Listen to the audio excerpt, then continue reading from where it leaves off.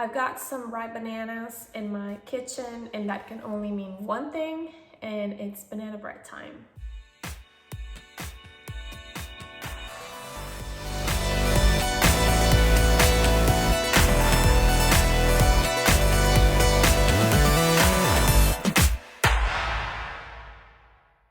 Yeah, I really don't enjoy ripe and spotty bananas like these ones. I enjoy to eat them green, not that sweet. I know that's kind of weird, but usually when they get like this and I haven't had a chance to eat them, I'll make the easiest and most delicious banana bread. I gotta tell you, this recipe, it's not mine. It's just a screenshot that I have from Pinterest, and I haven't been able to find the author of the recipe.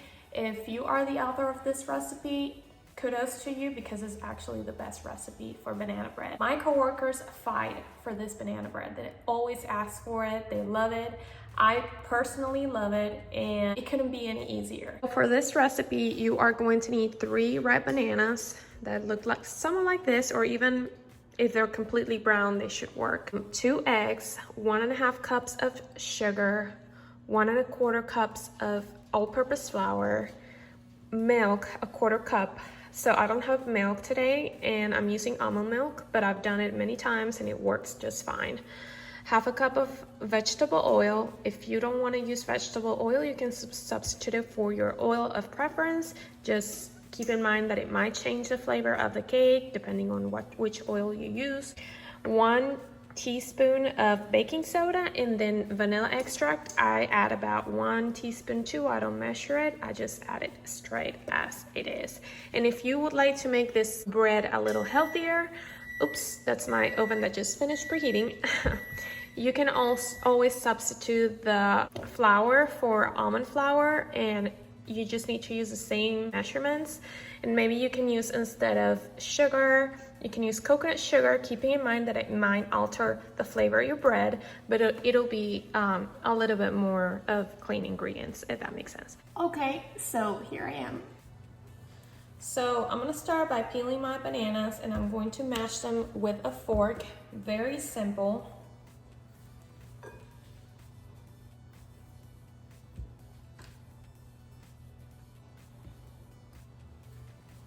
And I forgot to mention that if you want to add like nuts and chocolate chips, you also can do that with this recipe. I don't do it because I just like my plain banana bread. That's how I grew up eating it, and that's how I prefer it. But if you want to add the nuts, you can always add 1/4 to 1/2 cup of nuts, and same for the chocolate chips. This is how the bananas should look like, completely mashed, unless you want the bananas to be a little chunky. I don't, I want to have them completely mashed. So after this, I'm going to proceed with the rest of the wet ingredients. I'm gonna go ahead and add the eggs. I really don't care by adding them one at a time. I just go ahead and add them, 2 of them, and then I'm just gonna go ahead and whisk.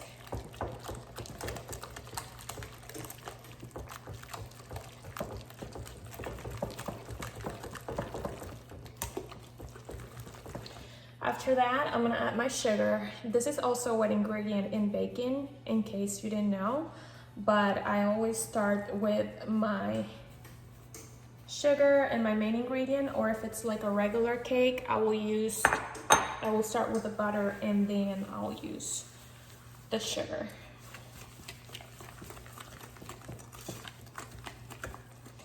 You don't need to overmix this cake. Honestly, just like that, it's already incorporated. So I'm gonna go ahead and add my oil.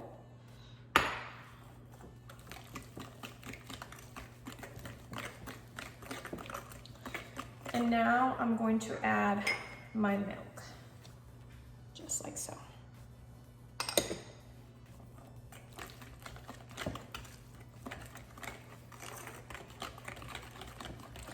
So before adding the dry ingredients, the last thing I'm gonna add is the vanilla extract. Like I said, I don't measure it. I just do like 1 second of it, and that should be a teaspoon. Maybe it is a tablespoon, but it's okay. It's really not gonna taste bad. If you add some more vanilla extract, it's gonna be okay. Oh my God. So now you have a very liquidy mixture. And what I'm gonna do is that I'm gonna take my flour, I'm gonna take my baking soda, put them together, and I'm gonna add this in 2 parts. So half of it goes in, and then I leave the rest to wait until this is all incorporated. And you might be thinking, oh my God, you're not sifting your flour. Yes, I'm not sifting my flour because I'm too lazy for it. I don't have time to do that. And I've never had any problems.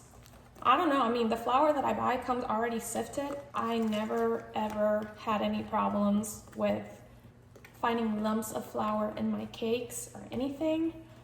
If I ever do, I promise I'll start sifting my dry ingredients, but right now it's okay. And I don't sell my cakes, I just eat them myself. So I'm sure that if I find a lump, it's gonna be fine. So, okay, this is the last part of it. I'm going to mix it, and as you can see, it's going to have like a cake batter consistency because that's basically what banana bread and pumpkin bread, the consistency that they should have in their batters.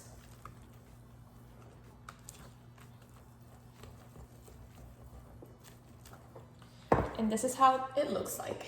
So you can see, you know, even though I prefer not to have any chunks of banana, you can see some chunks of banana, but it's okay because they're so small that they're going to basically melt whenever the cake is baking. But like I said, you don't need to overmix this batter. Just like that is perfectly fine. So what I'm gonna do right now is that I'm going to grease my pans. Okay, so what I've got here are 2 loaf pans from the Dollar Tree. I think I've already used this in a previous video, but they are 8.5 by 4.5 inches. I think I'm gonna end up using 2 for all of this batter and probably 3, so let's see. But before pouring my batter here, I wanna show you how I grease my pans, which is the way my mom taught me. And I know that there are probably other sophisticated ways of doing it and less messy ways, but I honestly, you know, will not change this way ever.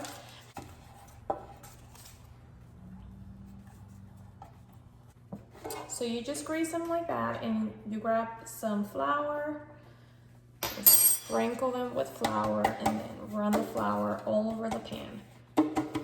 You might be thinking this is a lot of work, but I can promise you it's so worth it because your cakes will not stick at all to the pan.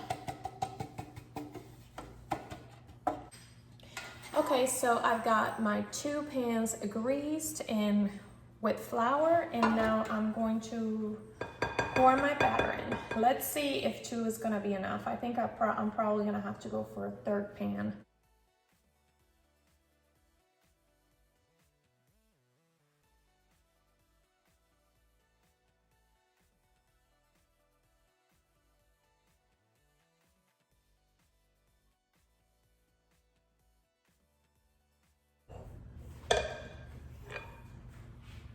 Okay, so these are gonna go into the oven for around 20 to 30 minutes, probably less, at 350 degrees.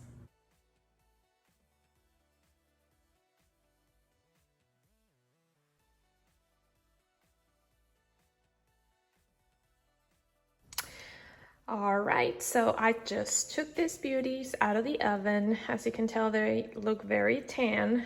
That's because of the banana. So what I'm doing now is I'm going to, with a knife, kind of separate the edges from the pan and just let it rest for 10 minutes before putting them in a cooling rack. And right at this moment is when I wish you could smell my house, because it smells unreal. The banana is just so good.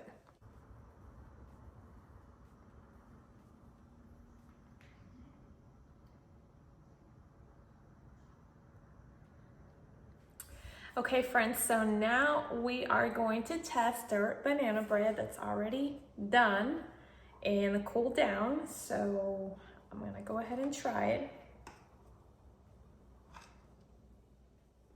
You can see how delicious that looks.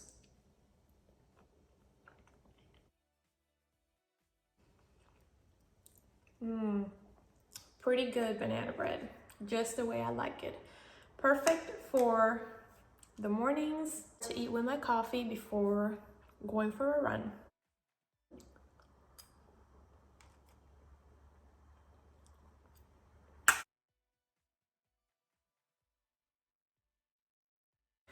Okay friends, so it has been a pleasure to have you in my kitchen today baking one of my favorite banana breads. Thank you so much for watching, and I'll see you in the next video. Bye.